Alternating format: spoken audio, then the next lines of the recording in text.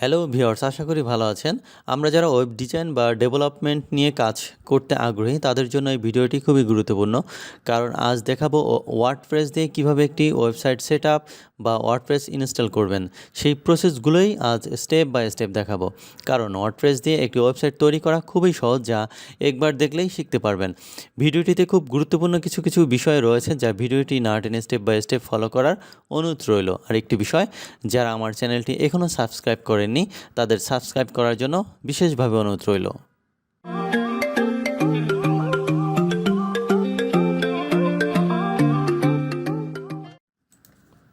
জি viewers, দেখতে পাচ্ছেন একটা মেল চলে আসছে। আমি আসলে যেই কোম্পানি থেকে ডোমেন হোস্টিং কিনেছি সেখান থেকে আপনাদেরও সেটা যে কোনো সাইট থেকে হতে পারে, GoDaddy অথবা আদার্স যে কোনো ইন্টারন্যাশনাল ওয়েবসাইটও হতে পারে। সেখান থেকে দেখতে পাচ্ছেন একটা লিঙ্ক আসছে। একইভাবে ইউজার এবং পাসওয়ার্ড আর লিঙ্ক চলে আসবে, যেখান থেকে আপনি লগ ইন করবেন আপনার cPanel-এ। আমি দেখাচ্ছি কিভাবে আসবে। জি, ওই রকম একটা লিঙ্কে ক্লিক করার পর ঠিক একই রকম একটা প্যানেল আসবে। এখানে ইউজার আর পাসওয়ার্ড আপনাকে দিয়ে দেওয়া হবে। এই একইভাবে লগ ইন করে দিবেন। দেওয়ার পর দেখতে পাচ্ছেন যে প্ল্যাটফর্মটি চলে আসছে। একইভাবে এরকম একটা ইন্টারফেস চলে আসবে। পুরা পেজটা ঠিক দেখতে একই রকম। আমাদের তেমন এখানে যতগুলো অপশন রয়েছে সেখানকার অপশনগুলোর মধ্যে কাজ হচ্ছে মাইস্কুল ডাটাবেস, মানে হচ্ছে ডাটাবেস ক্রিয়েট করতে হবে। এখানে সরাসরি চলে যাব আমরা। যার পর দেখতে পাচ্ছেন ভিউয়ার্স, এখানে ক্রিয়েট নিউ ডাটাবেস নামে একটি অপশন রয়েছে। আমরা এখানে নতুন একটা ডাটাবেস, সাধারণত ওয়ার্ডপ্রেস ইনস্টল করার আগে আমাদের ডাটাবেস ক্রিয়েট করে নিতে হবে, ইউজার ডাটাবেস ক্রিয়েট করে নিতে হবে, ডাটাবেস নেম ক্রিয়েট করে নিতে হবে। দুটো অপশনেই আসলে ক্রিয়েট করে নিতে হবে। আমি যে কোনো একটা নাম দিতে পারেন, আপনিও দিয়ে দিবেন এরকম। ক্রিয়েট ডাটাবেসে ক্লিক করে দিলাম। জি, গ্লোবাল নামে যে ডাটাবেসটি রয়েছে, একই রকম ভাবে আপনি একটি নোটপ্যাড ওপেন করে নেবেন, কারণ হচ্ছে ভুলে যাওয়ার সম্ভাবনা থাকে। সেক্ষেত্রে আমি একটু নোটপ্যাড ওপেন করে নিলাম। ডাটাবেস যেহেতু ক্রিয়েট করা হয়ে গিয়েছে, এবার একটা ইউজার আইডি ক্রিয়েট করতে হবে আমাকে। জি, দেখতে পাচ্ছেন গ্লোবাল ইম্পোর্ট এক্সপোর্ট নামে একটি ডাটাবেস রয়েছে। এখানে চাইলে ডিলিট করতে পারেন, মনের মতো না হলে ডিলিট করে নিতে পারেন বা রিনেম করে নিতে পারবেন। জি, নিচে একটু যাওয়ার পর মাইস্কুল ইউজার এবং একটা ইউজার প্রয়োজন, মানে হচ্ছে ওয়ার্ডপ্রেস আসলে ইনস্টল করার জন্য, সেট আপ করার জন্য দুটো অপশন ক্রিয়েট করতে হবে। একটা হচ্ছে ডাটাবেস নেম আর একটা হচ্ছে ডাটাবেস ইউজার। আমি এখন ইউজার ডাটাবেস নেম যেহেতু তৈরি করা হয়ে গিয়েছে, এবার database name add new user নামে যে অপশনটি রয়েছে ঠিক উপরে আমি ডাটাবেসে একটা নেম দিয়ে দিয়েছি। এবার ক্রিয়েট পাসওয়ার্ড করে দেবো। ক্রিয়েট পাসওয়ার্ড আসলে আপনি চাইলে ওয়েবসাইট থেকে অটোমেটিক জেনারেট করতে পারেন। পাসওয়ার্ড জেনারেটরে ক্লিক করলেই দেখবেন এখানে খুব স্ট্রংলি কিছু পাসওয়ার্ড আপনাকে সাজেস্ট করবে। এখানে টিকমার্কটা দিয়ে দিবেন। তো হচ্ছে আমি এখান থেকে নিব, কারণ হচ্ছে এটা স্ট্রং দিতে হবে, কারণ হ্যাক হয়ে যাওয়ার পসিবিলিটি থাকে। যার কারণে আমি এখান থেকে যেটা সাজেস্ট করবে সেটাই করে দিব। আমি এটা সেভ করে দিব।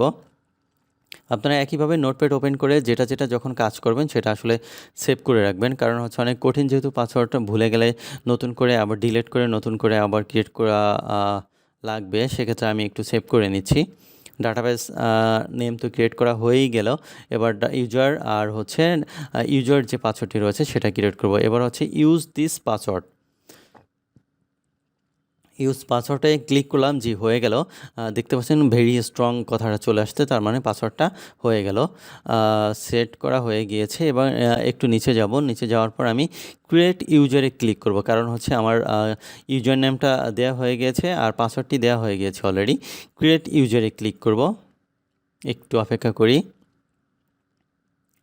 জি, ক্রিয়েট ইউজারে ক্লিক করে দিলাম। জি, হয়ে গেল, এটা হয়ে গেল। জি, দেখতে পাচ্ছেন, তার মানে হচ্ছে ডাটাবেস নেমও ক্রিয়েট করা হয়ে গেছে আর হচ্ছে ক্রিয়েট ইউজার যে রয়েছে দুটি অপশনে, আমাদের আসলে দুটো অপশনেই ক্রিয়েট করা হয়ে গেছে। আর একটু কাজ রয়েছে ডাটাবেসে, আপনি একইভাবে সেভ করে দিবেন পাসওয়ার্ড আর হচ্ছে ইউজারটা পাসওয়ার্ড এবং ইউজারটা সেভ করে দিবেন, কারণ ভুলে যাওয়ার সম্ভাবনা থেকেই থাকে। যাই হোক, আমরা একটু ব্যাকে যাব, গো ব্যাক। যাওয়ার পর একটু নিচে চলে আসবো। আমাদের দুটো অপশন এখানে প্রয়োজন ছিল, যেটা কানেক্ট করার জন্য, ডাটাবেস কানেক্ট করার জন্য প্রয়োজন ছিল, হয়ে গিয়েছে। এবার হচ্ছে এখানে একটা অপশন দেখতে পাচ্ছেন, অ্যাড কথাটি রয়েছে, দেখতে পাচ্ছেন ইউজারটি রয়েছে, চাইলে চেঞ্জ করতে পারবেন, পাসওয়ার্ড ডিলিটও করতে পারবেন। যাই হোক, আমরা অ্যাডে ক্লিক করবো। এখানে অ্যাড রয়েছে, অ্যাডে ক্লিক করলাম। এখানে অনেকগুলো অপশন রয়েছে ডাটাবেজের সাথে কাজ করবে আসলে সেটিংটার সাথে। আমরা চাইলে যেটা আমার প্রয়োজন সেটা টিকমার্ক দিয়ে সিলেক্ট করে মেক চেঞ্জ বা সেভ করে নিতে পারে। আমাদের যেহেতু সবগুলো ডাটাই প্রয়োজন এখানে, তাই অল প্রিভিলেন্স যে কথাটি রয়েছে একইভাবে দেখতে পাচ্ছেন অল সিলেক্ট হয়ে গেল। মেক চেঞ্জ দেওয়ার পরে উপরে সাকসেসফুল, ডান পাশে উপরে সাকসেসফুল নামে একটি মেসেজ দিয়েছেন। তার মানে হচ্ছে যে সেটিংগুলো রয়েছিল আমার সব কিছু সেভ হয়ে গিয়েছে এই ডাটাবেজে। যাই হোক, এবার সব কাজই শেষ, ডাটাবেস ক্রিয়েট করা আমাদের শেষ। এবার দেখব ওয়েবসাইটটি আসলে কিভাবে রান করে বা ওয়ার্ডপ্রেসটা কীভাবে সেট আপ করতে হয়, সেই অপশনগুলো প্রপারলি দেখব স্টেপ বাই স্টেপ। সেক্ষেত্রে আমাদের ওয়ার্ডপ্রেসের যে ডকুমেন্টটি রয়েছে বা ফাইলটি রয়েছে সেটা ওয়েবসাইট থেকে ডাউনলোড করে নিতে হবে। ওয়ার্ডপ্রেস যে ওয়েবসাইট রয়েছে সেখানে প্রবেশ করলাম, দেন হচ্ছে একটু নিচে চলে যাই। যে ভার্সনটি রয়েছে সেটা দেখতে পাচ্ছেন ডাউনলোড ওয়ার্ডপ্রেস 6.2, এটা ক্লিক করে দিলাম। ডাউনলোড হচ্ছে দেখতে পাচ্ছেন। যখন যেটা আপডেট রয়েছে সেটাই আমরা ডাউনলোড করবো। এটা লাস্টে আপডেট 6.2 জিপ ফাইল ডাউনলোড হচ্ছে। ডাউনলোড হওয়ার পরেই আমরা আবার একইভাবে cPanel-এ চলে যাব। cPanel-এ যাওয়ার পর আমরা খোঁজ করব ফাইল ম্যানেজার নামে যে অপশনটি রয়েছে। ফাইল ম্যানেজারের ভিতরে আমাদের যে ডাউনলোড হচ্ছে ডাটাটি, এটা আসলে এখানে পেস্ট করব, কপি পেস্ট করব বা ড্র্যাগ করে ছেড়ে দিব, কারণ ওইখানে এই ফাইলটি দিয়ে ইনস্টল করতে হবে। সেক্ষেত্রে ডাউনলোড হয়ে গিয়েছে। যাই হোক, এবার আমরা চলে যাব হচ্ছে দেখতে পাচ্ছেন দুটো ফাইল, এটা একটা আগে ডাউনলোড করেছিলাম। এবার চলে যাব আমরা হচ্ছে cPanel-এ, যে অলরেডি cPanel-এ আছি। এখান থেকে এখানে একটু ক্লিক করে দিলাম। জি, ক্লিক করার পর এই অপশনটি আসছে। আবার একটু ব্যাগে যাব, আবার একটু বাম পাশের যে অপশনটি রয়েছে এটাতে ক্লিক করে দিলাম। জি, এখান থেকে চলে যাব হচ্ছে ফাইল ম্যানেজার নামে যে অপশনটি রয়েছে। এখানে সার্চ দিলেও ফাইল ম্যানেজার আসলে চলে আসবে, যেহেতু ভাষাগত প্রবলেম হচ্ছে। সেক্ষেত্রে আমরা একটু সার্চ দিয়ে নিচে গিয়ে একটু চেক করে দেখব কোথায় আছে ফাইল ম্যানেজার নামটি। জি, পেয়ে গিয়েছি। জি পেয়েছি। ফাইল ম্যানেজারে ক্লিক করব। ফাইল ম্যানেজারে ক্লিক করে যে আমাদের এখান থেকে পাবলিক HTML-এ যাব।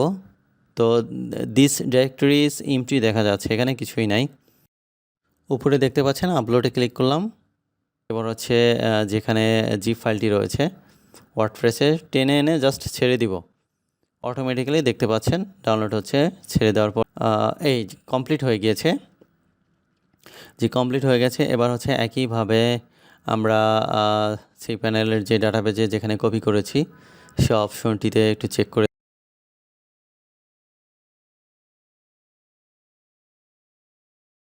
দেখবো। এখানে রিলোড দিব। জি, রিলোড দেওয়ার পরে এটা কেটে দেই। রিলোড দেওয়ার পরে পাবলিক, আমাদের কাজ হচ্ছে পাবলিক, কোনো ডাটাই আমরা ডিলিট করব না। এখান থেকে পাবলিকে প্রবেশ করলাম, ডাবল ক্লিক করে এখানে রয়েছে জিপ ফাইল, আমরা এটাকে আনজিপ করব, এক্সট্রাক্ট করব, আনজিপ করব। যেভাবে আছে কোনো কিছু চেঞ্জ করব না, পাবলিক HTML-এর ভিতরেই এটা থাকবে। এক্সট্রাক্ট ফাইলসে ক্লিক করব। জি, এটা এক্সট্রাক্ট হয়ে গেল বা আনজিপ হয়ে গেল। যে বক্সটি আসছে, যে উইন্ডো বক্সটি আসছে, এটা আমরা এখন কেটে দিব, ক্লোজ করে দিব, এটার প্রয়োজন নেই। একইভাবে জিপ ফাইলটিরও প্রয়োজন নেই, কারণ হচ্ছে আনজিপ হয়ে গিয়েছে অলরেডি। যে ফাইল রাখার দরকার আমাদের সেই ফাইলটি উপরে রয়েছে দেখতে পাচ্ছেন, ওয়ার্ডপ্রেস নামে রয়েছে। এবার ওয়ার্ডপ্রেসে ডাবল ক্লিক করে ভিতরে যাব। যে ফাইলগুলো রয়েছে এটা আসলে পাবলিক HTML-এর ভিতরে রাখবো। সেক্ষেত্রে অল সিলেক্ট করব। উপরে যে দেখতে পাচ্ছেন অলে ক্লিক করলাম, সিলেক্ট করলাম, রাইট ক্লিক করব। এবার হচ্ছে মুভ বাটনে ক্লিক করব, মুভে ক্লিক করব। করার পর দেখতে পাচ্ছেন ওয়ার্ডপ্রেস কথাটা কেটে দিব, স্ল্যাশ পর্যন্ত রাখবো। তার মানে হচ্ছে HTML স্ল্যাশ যে রয়েছে পাবলিক HTML, তারপর হচ্ছে স্ল্যাশ দিয়ে মুভ ফাইল দিয়ে দিলাম। এবার একইভাবে একটু ব্যাগে চলে যাই আমরা। উপরে যে কথাটি রয়েছে পাবলিক HTML-এ, ব্যাগে গিয়ে আবার পাবলিক HTML-এ ক্লিক করলাম। এটাও কেটে দেই, কারণ এটার ভিতরে এখন এমটি রয়েছে, কোনো ফাইল নাই। দেওয়ার পরে জি ফাইলগুলো দেখেন সরাসরি পাবলিক HTML-এর ভিতরে কিন্তু চলে আসছে। আমার কাজ কিন্তু মোটামুটি শেষ হয়ে গিয়েছে। এবার জাস্ট সেটিংটা করে নিব। আমার সেটআপ ফাইলটা অলরেডি প্রপারভাবে কপি হয়ে গিয়েছে, মানে ফাইলটি আমার যে ডাটাবেস রয়েছে সেটা সার্ভারের ভিতরে কপি পেস্ট বা সেট করা হয়ে গিয়েছে। এবার হচ্ছে ইনস্টল করব। যে ডাটাগুলো রয়েছে, যেমন আমরা কোনো কিছু ইনস্টল করার জন্য ডাবল ক্লিক করি, ইনস্টল হয় যে কোনো সফটওয়্যার, গেম অথবা ওয়ার্ডের ফাইল, একইভাবে আমরা এটা ইনস্টল করব। দেখতে পাচ্ছেন একটা মেসেজ আসছে। আমার ওয়েবসাইটটি জাস্ট রিলোড করলাম বা ওয়েবসাইটটি লিখে ইন্টার দেওয়ার পরে এই মেসেজটা চলে আসছে। আপনাদের ক্ষেত্রে একইভাবে এই মেসেজ আসবে। কন্টিনিউ করে দিলাম, ইংলিশ ল্যাঙ্গুয়েজ সিলেক্ট করে এখানে কথাগুলো রয়েছে, ডাটাবেস নেম দিতে হবে, তারপর হচ্ছে ইউজার নেম দিতে হবে, দেন হচ্ছে এবার আমরা সেভ করেছি যে ডাটাবেস বা ইউজার নেম দিয়ে সেভ করেছি সেই নামগুলো এখানে সিলেক্ট করে দিব, সেট করে দিব। একইভাবে ইউজার নামটাও এখানে সেট করে দিব, ইউজার নামটা সেট করে দিব। তারপর হচ্ছে পাসওয়ার্ডটি রয়েছে, মনে রাখবেন এই ইউজার পাসওয়ার্ডটি কিন্তু ডাটাবেস যে ক্রিয়েট করেছি সেই ইউজার পাসওয়ার্ডটি এখানে। একইভাবে আমরা ইউজার পাসওয়ার্ডটি সেট করে দিব। দেখতে পাচ্ছেন এটা হাইড করে দেওয়া হয়েছে। আমরা কোথা থেকে এই কাজটি করলাম? মাইস্কুল ডাটাবেস থেকে যে ডাটাবেস এবং ইউজার পাসওয়ার্ড আইডি ক্রিয়েট করেছি সেই অপশনসগুলো বা সেই ইউজার ডাটাবেসগুলোই কিন্তু আমরা ওইখানে বসাচ্ছি, যা নোটপ্যাডে সেভ করে রেখেছিলাম। লোকাল হোস্টে যেভাবে সাবমিট করে দেব। জি, রান দ্য ইনস্টলেশন সব কিছু সেট করা হয়ে গেছে এবং জাস্ট রান দ্য ইনস্টলেশন কথাটি ক্লিক করে দিলাম। এবার যে অপশনটি আসছে এখানে যা খুশি তা দিতে পারেন, ওয়েবসাইটের নাম দিতে পারেন, আপনার কোম্পানি কোনো একটি কিওয়ার্ড দিতে পারেন, আপনার ইচ্ছা। আমি জাস্ট ওয়েলকাম টু কথাটি লিখে দিলাম। ইউজার নেম, এটা একটা গুরুত্বপূর্ণ বিষয়। ইউজার নেম আপনি প্রতিদিন ডেভেলপ করার জন্য যে ইউজার দিয়ে লগ ইন করবেন সেটা আমি অ্যাডমিন দিয়ে দিলাম। পাসওয়ার্ডটি এটা খুব শক্তপোক্ত, মানে হচ্ছে খুব স্ট্রং একটি পাসওয়ার্ড দিয়ে দিবেন। আমি স্ট্রং, যেমন ছোটো হাতের বড় হাতের লেখা, তারপর হচ্ছে ডলার চিহ্ন, হ্যাশ চিহ্ন বা স্টার চিহ্ন, এরকম কোনো যে সিম্বলিক যে অক্ষরগুলো রয়েছে সেগুলো দিয়ে দিবেন। দেখতে পাচ্ছেন নিচে স্ট্রং কথাটা লেখা রয়েছে।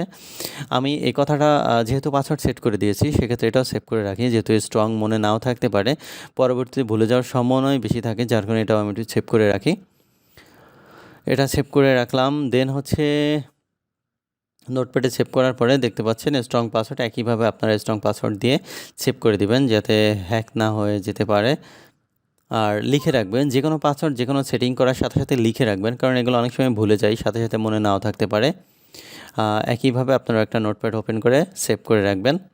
যাই হোক, এবার স্ট্রং পাসওয়ার্ড যেহেতু হয়ে গিয়েছে, নিচে একটা অপশন রয়েছে, ইউজার হয়ে গেল, টাইটেল হয়ে গেল, পাসওয়ার্ড হয়ে গেল, ইওর ইমেল। আপনি চাইলে এখন ইউজারের ইমেল যে অপশনটি রয়েছে দিতে পারেন, চাইলে পরেও দিতে পারেন, আমি এখনই দিয়ে দিলাম। নিচে একটা রয়েছে ডিসকারেজ সার্চ ইঞ্জিন ফ্রম কি লেখা, ইন্ডেক্সিং দি সাইট। যাই হোক, এই কথাটা আপনি চাইলে টিক দিতে পারেন, চাইলে এখন না দিলেও হবে, কারণ হচ্ছে ওয়েবসাইটে আসলে সার্চ ইঞ্জিনে আপনার সাইটটি দেখাবে কি না। কারণ হচ্ছে যেহেতু ওয়েবসাইটটি তৈরি করেননি, এখনও ডেভেলপ হয়নি, মাত্র ডোমেন হোস্টিং কিনে ইনস্টল দিচ্ছেন, সেক্ষেত্রে এটা চাইলে আপনি টিকমার্ক দিয়ে দিতে পারেন। আমি টিকমার্ক দেখানোর জন্য আসলে দিলাম না, এইভাবেই থাকলো। যাই হোক, ইনস্টল ওয়ার্ডপ্রেস, যে সফটওয়্যারটি বা ওয়ার্ডপ্রেস ইনস্টল করব সেইটি ইনস্টল অলমোস্ট ডান হয়ে গেছে। অ্যাডমিন ইউজার নামটা যেটা দিয়েছি দেখতে পাচ্ছিলেন, এখন একটা মেসেজ আসতে দেখতে পাচ্ছেন প্রসেসিং হচ্ছে। এটা আসলে অনেকের আসতেও পারে, নাও আসতে পারে, আমার আসছে, কোনো প্রবলেম নাই, ভয় পাওয়ার কোনো কারণ নেই। আপনাদের সরাসরি এভাবে আসবে ইউজার আর পাসওয়ার্ডটা। আমি যেহেতু সেভ করে ফেলেছিলাম সেট করার সময়, তাই অটোমেটিক্যালি আসতে, আপনাদের না আসলে ইউজার পাসওয়ার্ড অ্যাডমিন এবং ইউজার পাসওয়ার্ডটা যেটা দিয়েছিলেন সেটাতে লগ ইন করবেন।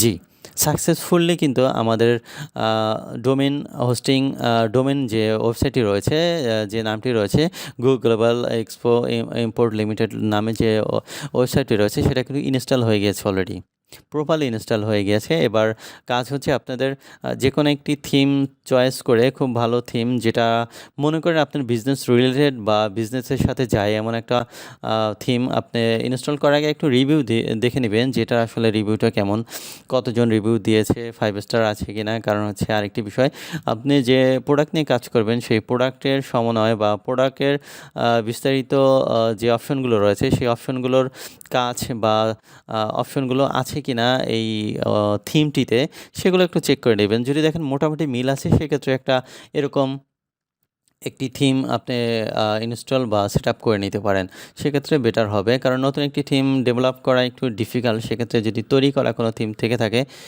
করতে পারেন। একই রকম চাইলে আপনি ডেভেলপার থেকে নতুন থিম নিতে পারেন, অথবা প্রিমিয়ার টাইপের কোনো কিছু কিনে নিতে পারবেন। যাই হোক, এভাবে আপনি ইনস্টল করবেন যেভাবে দেখাচ্ছি। থিমটি ইনস্টল হয়ে গেলেই এটা অ্যাক্টিভ করে দিবেন। ইনস্টলিং দেখতে পাচ্ছেন হচ্ছে, দেন ওইখানে একটা অপশন চলে আসছে, দেন অ্যাক্টিভ করে নেবেন। যাই হোক, এভাবেই আপনি চাইলে পছন্দ মতো থিম ইনস্টল করে সেট আপ করে ডেভেলপ করে ব্যবহার করতে পারবেন। ভিউয়ার্স, আজ এ পর্যন্তই। ভালো থাকবেন। আমার ভিডিও যদি ভালো লেগে থাকে অবশ্যই সাবস্ক্রাইব করে সাথেই থাকবেন।